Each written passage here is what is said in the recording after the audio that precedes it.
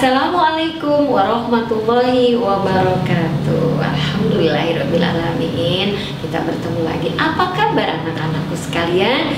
Ibu berharap, ibu berdoa semoga kalian selalu dalam keadaan sehat walafiat. Tetap semangat untuk belajar ya. Baik, kali ini kita akan belajar bersama tentang kegiatan ekonomi berdasarkan keadaan alam sekitar. Nah, di video pembelajaran kali ini Ibu punya tujuan ya. Tujuan yang pertama adalah Ibu berharap ya, dengan menyaksikan video ini kalian menjadi paham apa hubungan antara keadaan alam sekitar dengan kegiatan ekonomi yang dilakukan. Kemudian tujuan yang kedua, Ibu sangat berharap setelah kalian menyaksikan video ini, kalian menjadi mantap, menjadi yakin, menjadi lebih tekun dalam mewujudkan cita-cita kalian ya. Baik, sebelum kita mulai belajar, kita awali selalu dengan doa ya, agar Allah mudahkan, agar Allah berikan pemahaman dan kecerdasan. Kita mulai berdoa. A'udzu billahi minasyaitonir rajim. Bismillahirrahmanirrahim. Rabbi zidni ilma warzuqni fahma. Amin ya. Semoga Allah kabulkan doa kita.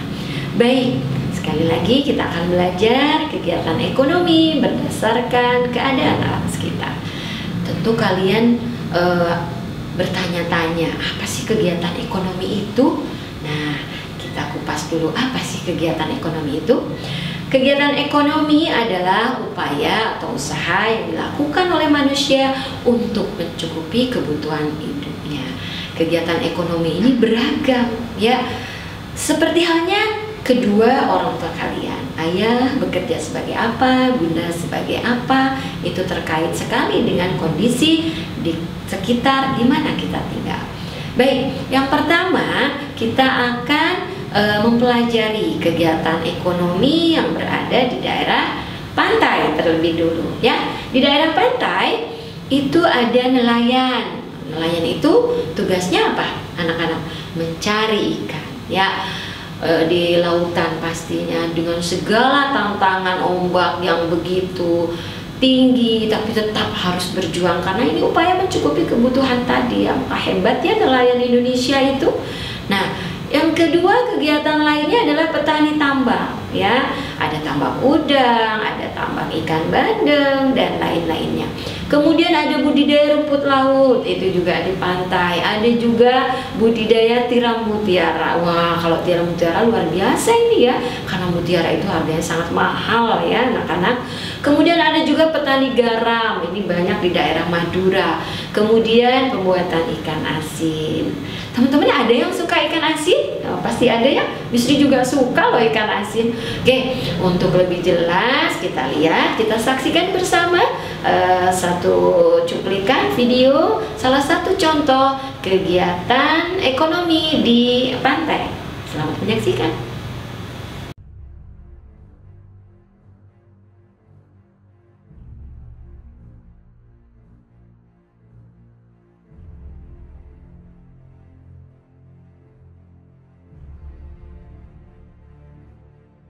Sebuah potret dari sudut pesisir Sumatera Utara.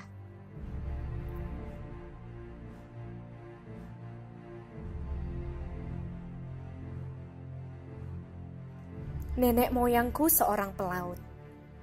Ya, slogan ini tidak asing lagi di telinga kita.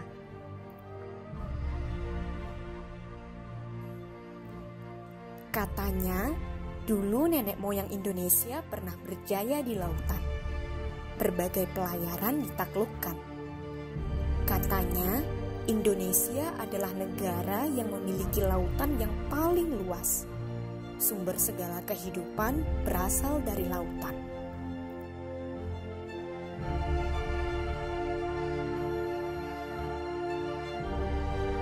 Namun, tidak ada pilihan lain. Kehidupan harus terus berlanjut.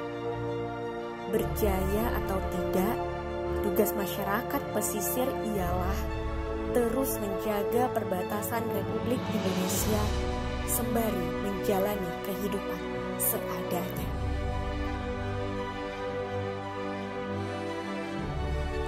Kini, pemerintah pun bilang bahwa Indonesia berpotensi menjadi poros maritim dunia. Berbagai pidato presiden dan pejabat negara selalu menggalakkan nawacita bahwa Indonesia mampu menjadi raksasa maritim dunia.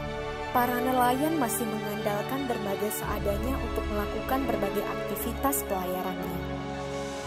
Untuk menangkap ikan, untuk menyekolahkan anak-anaknya, juga untuk mencari nafkah demi istri dan keluarga. Nelayan masih sering mengeluhkan lemahnya regulasi dan kebijakan pemerintah untuk mensejahterakan kehidupan mereka. Tapi terkadang kita lupa untuk melihat realita yang ada. Sudahkah maritim Indonesia? Nyatanya, kehidupan masyarakat pesisir masih jauh dari kata layak jika dibandingkan dengan kehidupan di perkotaan. Masyarakat pesisir belum berjaya seperti nyanyian merdu dahulu kala.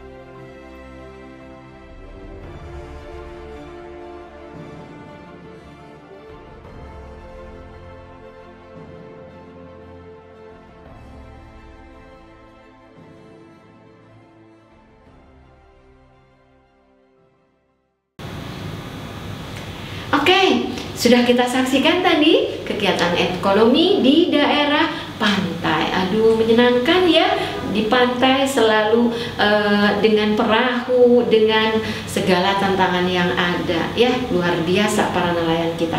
Baik, yang berikutnya Miss Ri akan jelaskan kegiatan ekonomi di daerah dataran rendah. Apa saja yang ada di daerah dataran rendah yang bisa dilakukan kegiatan ekonominya? Yang pertama adalah perdagangan. Perdagangan ini banyak sekali, dan pusat perdagangan biasanya terjadi di pasar ya, terjadi transaksi antara penjual dan pembeli. Anak-anak pernah pergi ke pasar tentunya ya, bersama ayah atau bunda. Ayah biasanya ada juga yang mengantar bunda kalian ke pasar kan. Sesekali boleh dong kalian juga ikut ya. Nah, di pasar terjadi transaksi antara penjual dan pembeli ya. Semua untuk mencukupi kehidupannya. Ada yang membeli beras tentunya, ada yang membeli lauk pauk, sayuran, buah-buahan, dan banyak lagi yang lain. Kemudian di daerah dataran rendah juga banyak industri ya. Industri ini kawasan industri maksudnya, karena memang industri itu yang baik harus terpisah dari penduduk. Tidak boleh mendirikan pabrik di tengah pemukiman penduduk karena risikonya sangat tinggi. Kalau terjadi kecelakaan, misal beberapa waktu lalu kalau kalian menyaksikan berita ada pabrik yang meledak ya, qadarullah, pabriknya di tengah kawasan penduduk dan penduduk ikut menjadi korban ya. Maka industri itu harus terpisah dari kawasan pemukiman penduduk untuk keselamatan semuanya ya. Kemudian yang berikutnya pertanian. Nah, pertanian ini bisa pertanian menanam padi, bisa menanam jagung, ada juga singkong dan lain sebagainya. Itu semua ada di daerah dataran rendah. Nah, yang terakhir contoh kegiatan ekonomi di daerah dataran rendah adalah kawasan perkantoran. Wah, kalau kalian jalan-jalan di kawasan Sudirman, di Kuningan ya, di Jakarta, itu tentu gedung-gedungnya sangat menjulang tinggi. Itu adalah kawasan perkantoran. Oke, anak-anakku, biar lebih jelas sekali lagi, Miss disiapkan juga videonya. Salah satu kegiatan ekonomi di daerah dataran rendah. Oke, selamat menyaksikan.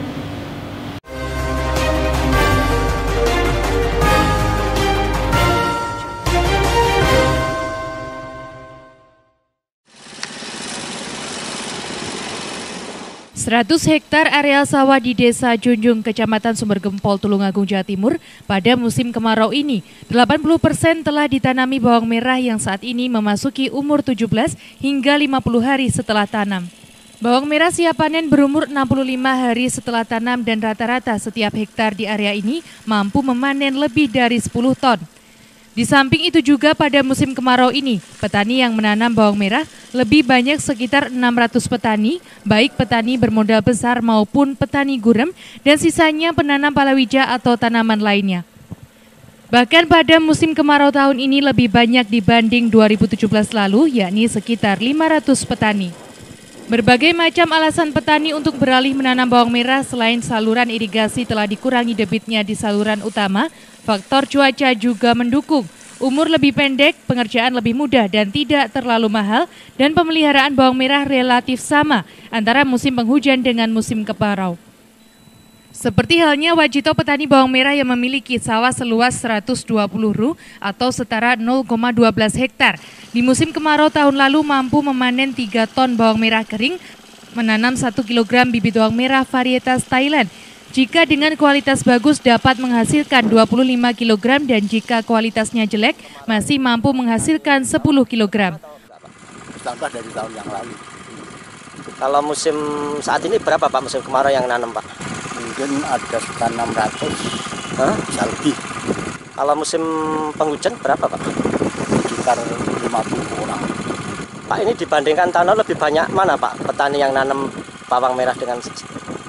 Kalau untuk musim ini banyak yang menanam bawang merah.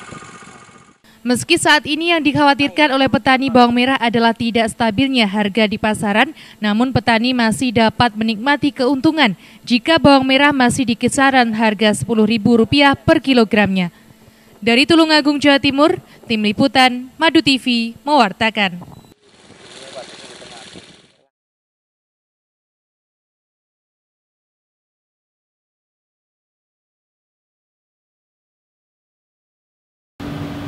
Nah, teman-teman, itu tadi gambaran sedikit bagaimana kegiatan ekonomi di daerah dataran rendah.